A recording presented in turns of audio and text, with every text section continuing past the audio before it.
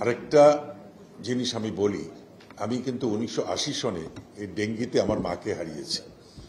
তখন কিন্তু আমরা ডেঙ্গি জানতাম না, মাত্র 3 দিনের জ্বরে আমার মা মারা গেছিলেন। তখন আমরা ডেঙ্গি সম্বন্ধে তো বুঝতাম না। মারা যাওয়ার পরে যখন আমি স্পটগুলো দেখি, পরবর্তীতে আমি বুঝলাম যে আমার মা ডেঙ্গিতে মারা গেছেন। সুতরাং ডেঙ্গি সম্বন্ধে আমার একটা আলাদা আছে, সফট কর্নার বলা যায়, কারণ আমি আমার মাকে হারিয়েছি, কিন্তু আমি আর কারো মাকে যেন হারাতে না হয় সেই ব্যাপারে ডেফিনেটলি আমি পদক্ষেপ নিব। তো আমি একটু আগে এই কবিরুল বশর সাহেবের এই উপস্থাপনাটা দেখলাম এবং উনি আমাকে একটা বইও দিয়েছেন। আমি বইটার প্রত্যেকটা পাতা আমি পড়ব এবং উনার এই প্রেজেন্টেশন সে আমার অনেক কিছুই নতুন করে জানলাম আর কি। আমি অনেক কিছুই জানতাম না। যে ডেঙ্গি তো আমরা সবাই জানতাম ডাবের খোঁজা কিংবা এরকম জায়গায় হয়, কিন্তু উনি যেগুলো কথা বললেন তাতে বোঝা গেল যে ডেঙ্গি শুধু ডাবের খোসা না, ডেঙ্গি সব জায়গায় হয়।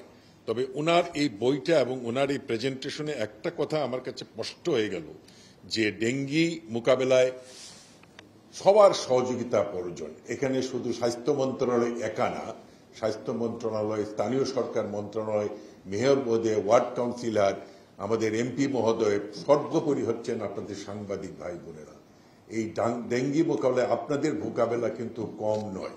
আপনারা যদি অ্যাওয়ারনেস তৈরি করতে পারেন, কারণ যেটা ওনার কথায় বুঝে আসলো, আমার ডিজি সাহেবও বললেন, এই যে ডেঙ্গি যদি আজকে গ্রামে যায়, কথাটা খুবই সত্যি। আমি মনে করি তখন একটা ভয়াবহ সৃষ্টি হবে অবস্থা। কিন্তু আমাদেরকে আমি সবসময় একটা কথা বলি যে the best treatment of anything is still prevention.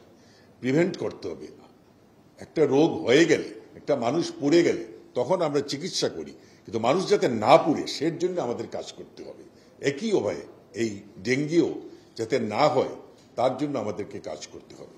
তার জন্য কি, এর জন্য প্রত্যেকের ইনভলভমেন্ট। এখানে শুধু সরকার কিংবা শুধু স্থানীয় প্রশাসনের উপর নির্ভর করে আমরা যারা যে বাড়িতে থাকি, যেটা আমাদের কবিরুল বশর সাহেব বললেন যে আমাদের বাড়ির আমরা কোনোদিনই আমরা বেসমেন্টে গিয়ে দেখি না বেসমেন্টের কি অবস্থা।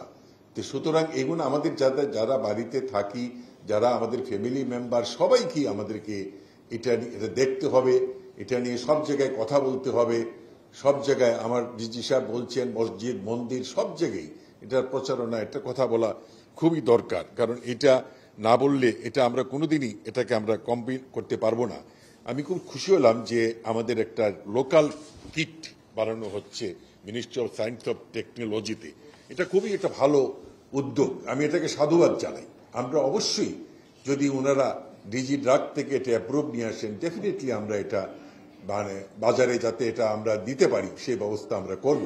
কারণ আমরা বাইরে থেকে কেন কি, আমরা দেশেই যদি এটার উৎপাদন করতে পারি সহজলভ্য এবং সহজ টাকায়, কম টাকায় এবং বেশি লোককে করা যাবে, এটা তো ডেফিনেটলি আমি ওনাদেরকে অনুরোধ করব ওনারা যেন আমাদের ডিজি ড্রাগ এর সঙ্গে যা ফর্মালিটি সেগুলো করেন। আমি ডিজি ড্রাগকে বলেও দিব যে ওনাদেরকে সাহায্য করেন।